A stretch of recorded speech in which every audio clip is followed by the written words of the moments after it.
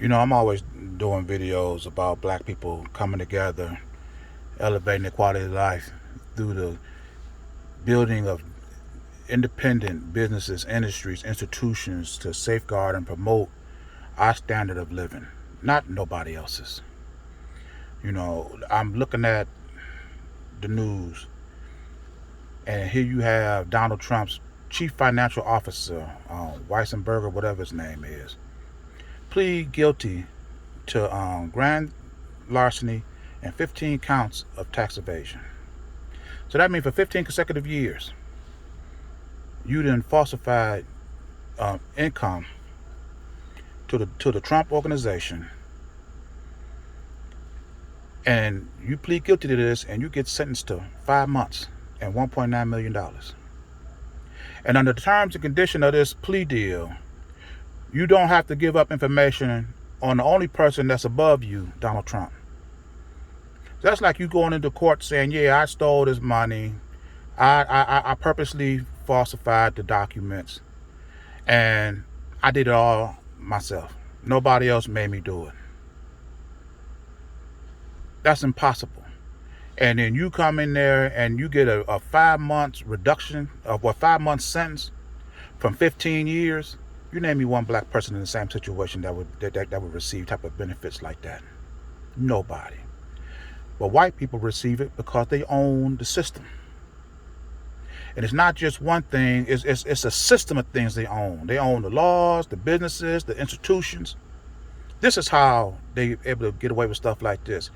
Here you had a black guy come out of jail, go to exercise his political or his legal rights to vote. Then afterwards, when they saw that he voted, the crime based on the crime that he committed, it took away his right to vote, and they sentenced this guy to 15 years. And this is something that he did not knowing that it was wrong. Weissenberg falsely filed tax papers for 15 consecutive years, pleaded guilty to grand larceny, and got 5 months. Do you see the difference between living in a privileged society and living in a privileged society that you own and control? These privileges never go towards black people. You had another black woman who got sentenced to like 15 years in jail just because she placed her daughter's address at her father's address because he lived in a better school district. Gave her 15 years just for that, trying to get a better education. You had a woman get sentenced to 20 years for firing a warning shot at her husband that was abusing her. A warning shot, didn't even hit him. 20 years. Do you see the difference? No white person in the world will trade places with blacks, and they know that. Back in the day, if you stole cable, and they found out, they would take your cable, your TV, your stereo, your surround sounds, anything that was attached to that cable, they would take. Imagine them doing this to these CEOs. All this money that you bringing in illegally, whatever you bought with this money, we're going to take. That means your homes, your cars, your boats, anything that you purchase with this illegal money, they're going to take. You think they'll do that to white people? No. Why? Because the system protects white people. Just like it protected Carolyn Bryant, who was pivotal in the role that she played in when they killed Emmett Till. And the police did not exercise the warrant for her arrest initially because they said there was going to be no one there to watch her children. I never knew that was the criteria for exercising a warrant. Is anybody going to be there to watch your kids when you arrest her? Oh, but just don't worry about it. That would never be the case if she was black.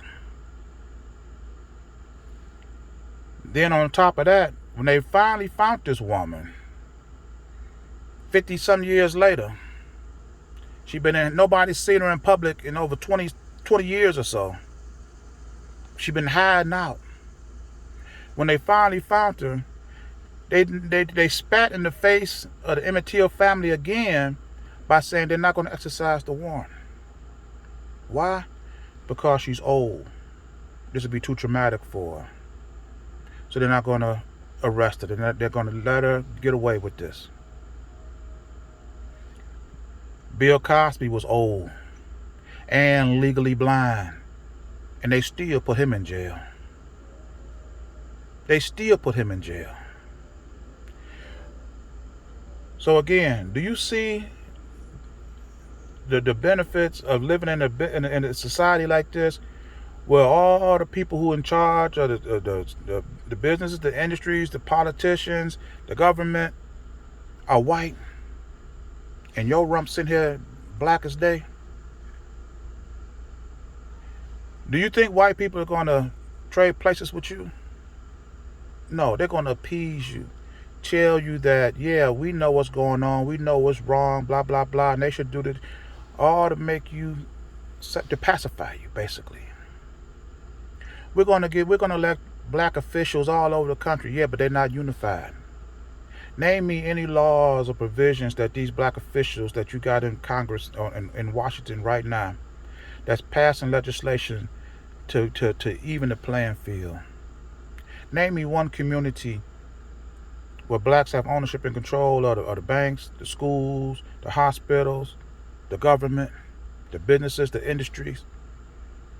We spend $1.6 trillion in this economy. And you telling me that we don't have not one community set up like this? It's not going to happen because we haven't come together to do it. In order for white people to get this country that they got, they wanted freedom. But they knew the first thing they had to have before they had freedom, they had to be independent of Britain. So they can be free to make decisions on their own, free to make choices on how they live, how they forge this country. They sought their independence first. Black people will never be able to live in a free society dependent upon whites. If you think that's a possibility, ask any white person to trade places with you. Let me know what they say. I'm going to leave this in this video here, and I want you to think about this. In order for black people to get the freedom to choose, the freedom to live, to self-determine, we got to get our independence first.